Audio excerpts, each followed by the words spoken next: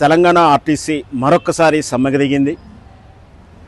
మేము అధికారంలోకి వస్తే మీ జీవితాలను బాగు చేస్తాం, ప్రజాపాలనకు మద్దతు ఇవ్వండి అంటూ ఆనాడు సమ్మెలో ఉన్నటువంటి ఆర్టీసీ కార్మికులతోటి రాజకీయాలు చేసి ఎన్నికల ముందు వాగ్దానాలు చేసి అధికారంలోకి వచ్చిన రేవంత్ రెడ్డి వాటిని విస్మరించాడు. అందుకే ఈరోజు మళ్ళీ ఆర్టీసీ సిబ్బంది కార్మికులు సమ్మెలోకి దిగారు. దురదృష్టవశాత్తు మళ్ళీ ఒక ఆత్మ బలిదానం జరిగింది. ఈ బలిదానాలన్నీ కూడా ప్రభుత్వం చేసిన హత్యలుగానే భావించాల్సి ఉంటుంది. ఇంకొక కార్మికుడు కూడా నల్గొండ జిల్లాలో ఆత్మహత్య ప్రయత్నం చేసిన వార్తలు వింటున్నాం. ఇవన్నీ కూడా ప్రభుత్వం చేసేటువంటి హత్యలుగానే భావించాలి. నిర్లక్ష్యం వహిస్తుంది కార్మికుల పట్ల. మోసపూరితమైనటువంటి ప్రకటనలు చేసి అధికారంలోకి వచ్చినటువంటి రేవంత్ రెడ్డి గారు ఈ విధంగా ఆర్టీసీని నిర్వీర్యం చేయడానికి కుట్ర చేస్తున్నారనే ఆరోపణలు వస్తూ ఉన్నాయి. అసలు ఆర్టీసీ, తెలంగాణ ఆర్టీసీ అంటే మన జీవన గమనంలో ఒక తీపి యాది గుర్తు. మన తెలంగాణ ఉద్యమ సమయంలో ఆర్టీసీ సమ్మె కీలకమైనది. ఉద్యమ సమయంలో బంద్ పిలిపించామంటే ఆ రోజు ఆర్టీసీ బంద్ చేస్తే బంద్ సక్సెస్ అయినట్టుగా ప్రామాణికంగా తీసుకునే వాళ్ళం.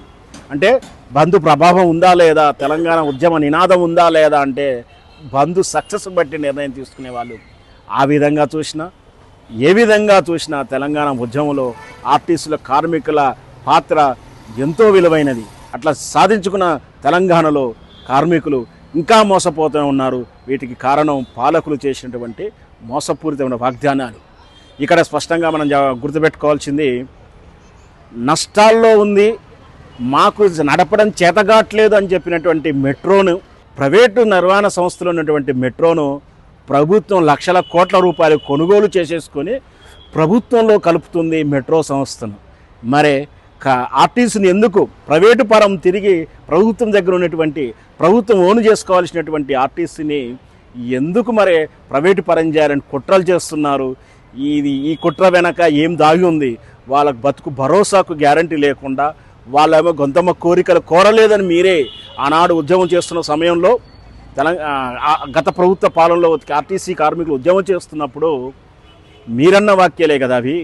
కేవలం 1% వ్యాట్ తీసేస్తే సంవత్సరానికి 700 కోట్లు మిగులుతాయి అని చెప్పింది రేవంత్ రెడ్డి గారే కదా. అంటే సాలుగా ఈ 2.5 సంవత్సరాలు రేవంత్ రెడ్డి గారు ఆర్టీసీ ఇంధనం మీద 1% ట్యాక్స్ తీసేస్తే 1000 కోట్లు ఆర్టీసీకి లాభం జరిగేది కదా. మరి ఆ 1000 కోట్ల నష్టాన్ని ఎవరు భర్తీ చేయాలి రేవంత్ రెడ్డి గారు అని ప్రశ్నిస్తూ ఉంది తెలంగాణ సమాజం.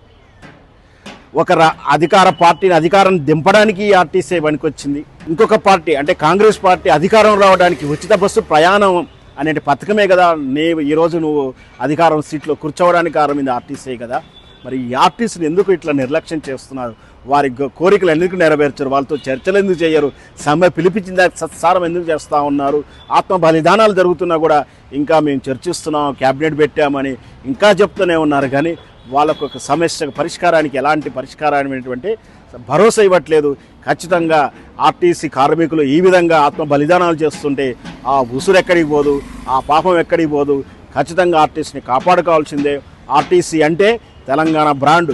ఈ దేశంలో అన్ని రాష్ట్రాలలో, చాలా రాష్ట్రాలలో ఇంకా ఎడ్ల బండి మీదనే నడుస్తున్న రోజుల్లో 1935లో నిజాం రాజు ఆనాడు రైల్వేలో ఒక భాగంగా ఆర్టీసీని ప్రారంభించారు. అంటే ప్రపంచమంతా ఎడ్ల బండ్ల మీదనో కాలిబాటల మీద నడుస్తున్నప్పుడు నా తెలంగాణ, మన హైదరాబాదు జనం బస్సు మీద ప్రయాణం చేశారు.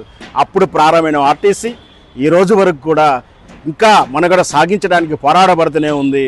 అట్లాంటి ప్రతిష్టాత్మకమైన ఘనకీర్తి ఉన్నటువంటి ఆర్టీసీని నిర్వీర్యం చేసే కుట్రలు, రాజకీయ కుట్రలు మానుకొని ఆర్టీసీ కార్మికుల బతుకు భరోసా ఇచ్చేటువంటి డిమాండ్లు నెరవేర్చాలని కోరుకుంటున్నాను.